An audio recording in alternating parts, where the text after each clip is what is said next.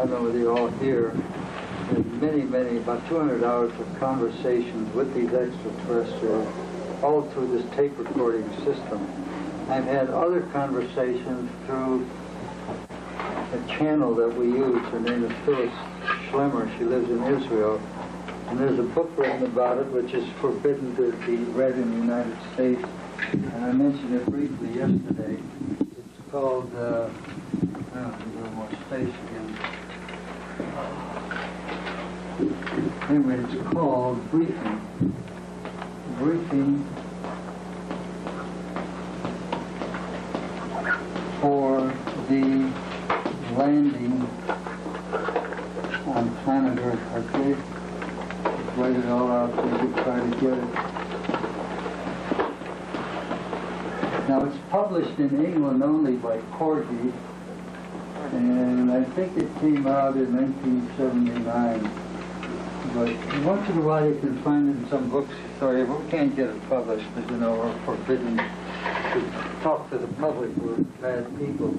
Anyway, in that book, there's a whole outline of all these conversations. Part of it answers your question. I can give you the bottom line. We've had many discussions with the Nine about nuclear war. And starting in 1952, that's when I first bumped into the Nine, they said they would never allow humanity to use nuclear weapons. I'm talking about a war, not just testing and all that. And every time there is a threat on the planet of somebody going ape with the idea of starting a nuclear war, my colleagues, who's Sir John Whitmore, it's all in his book, from England, and Phyllis Schlemmer from Israel, myself, go to different parts of the planet. We've been to Russia, we've been to India, and China, and all over the damn place. Whenever something looks like it's going to blow up, and we go there and we do nothing but meditate.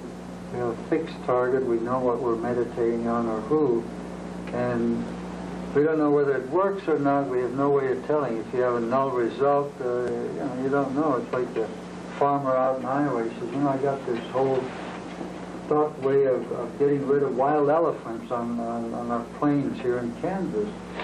And the guy said, well, how do I know? I never saw any white elephants, big elephants. I said, see, that proves it. We kept them away. That's why you've never seen white elephants. So anyway, that's kind of position we're in. So it's a very strong thing, and it's emphasized to us over and over again that, you know, if worse comes to worse, they will step in. But until that time, they allow people like myself, my colleagues, and other people on the planet who are into the peace idea of doing what we can to abort an event. Okay, and there's a lot of stories I could tell you about that. And so I am firm in the belief that there will be no nuclear war, even though if you know a lot about nuclear war, you go bananas. For example, any of you know that there were 53 false alarms in 1983 where our computers and radar said Russian missiles are coming in, all traced back to circuit chip problems, all sorts of mechanical failures. Yeah. It's ridiculous stuff. So anyway, and then there are blow-ups of missiles in silos, and, you know, we have a Pershing missile on the German front, and some crane is handling the thing, the damn thing falls off and blows up and kills, so, you know, all that accidental stuff is always around, and very little of it ever gets in the papers, as you know, unless you're right in a military setup, you know what's going on. And I know some of that because one of the psychics I've trained works full-time for the U.S. government, going around the planet, finding out where foul-ups occurred in nuclear missiles, nuclear fissionable material is stolen here, and all sorts of crazy stuff goes on all the time. It's unbelievable. And knowing that, you'd say, my God, there's got to be an accident someday, and there's got to be a blowout. But I'm just telling you from the bottom of my heart that that's what I'm told, and I believe it. I don't think there's going to be a nuclear event. Now, she had another part to her question. The author of that book is Phyllis Schlemmer?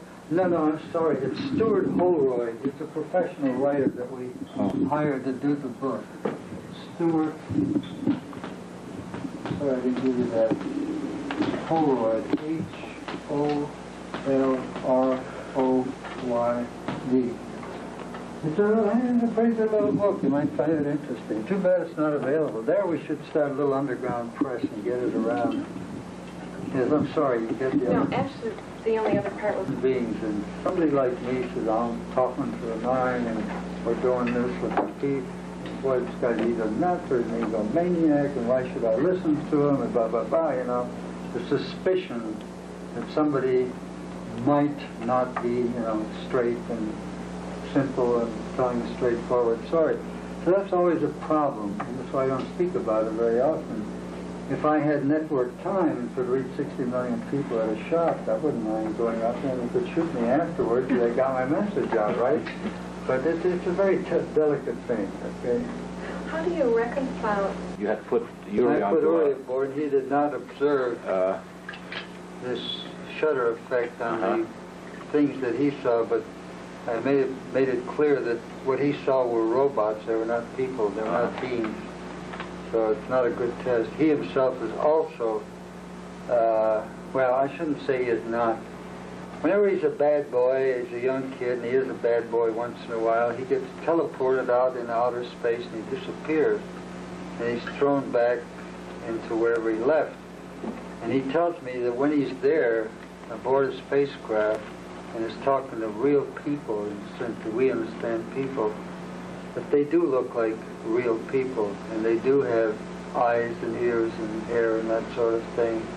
Most of them, he says, are much smaller than people. They're kind of little compact, kind of wizard-looking people, you know, narrow faces, sharp points, and so on. At least that's the type he deals with. There must be other types that we have not dealt with. But I don't know about this particular thing. This guy may have run into some group that looks like that. I don't know. What the robots look like? The robots are kind of cute. They're, they have little heads that look like, I have all this on file somewhere.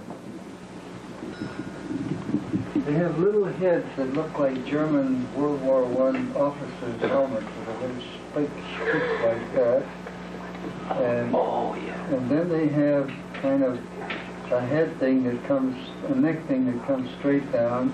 And they go down, they have no arms like this, and they go straight to the floor without any feet. And they do have things that appear to be optical systems here, but they don't have any breathing thing, they have no mouth and so on. And they don't have any apparent ears. And when they move, they just kind of float around. They don't, you know, do what we do with our little 2 feet. But that's really about what they look like.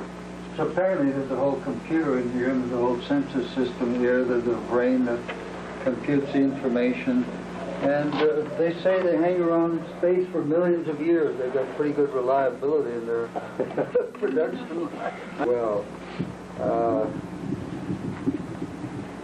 John is in a very peculiar state. I don't know whether you know about what he does, but Not in the last couple of years. I know the last he's thing that on and off of a ketamine. drug called ketamine. Yeah. Which is, and when he's on the drug, it's no big secret. I mean, everybody knows it.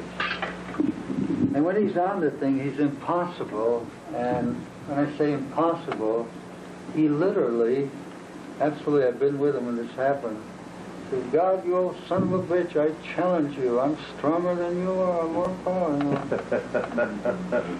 And that's a bad side of human nature when you lose humility, especially in the presence of the Creator. And he's not in bad shape right now, but he's had little problems. He's lost his dolphin research lab and a few other things. But they're not the same nine. Forget it. He's on the other side of the fence. Do you know what happened to Marsha Moore? I wish I did. I don't. She also was on ketamine, incidentally, when she disappeared. That was an interesting therapy. He gets so out of hand that, I mean, I've been out there to rescue him. He just takes whatever money he has or credit card, gets on a plane and goes somewhere. And last time he did this, he wound up in Hanover, New Hampshire, because he went to Dartmouth. And he was just picked up on the street like an old vagrant bum, you know, just staggering around, didn't know what the hell was going on. Fortunately, the police that picked him up took him into the Dartmouth Medical Center, And one of the residents was smart enough to recognize that it was famous John Lilly, and he called up a bunch of us in New York to rescue this guy, take him into our hands, and get him dried out. So we did, and got him into a drying out clinic, and eventually got back home.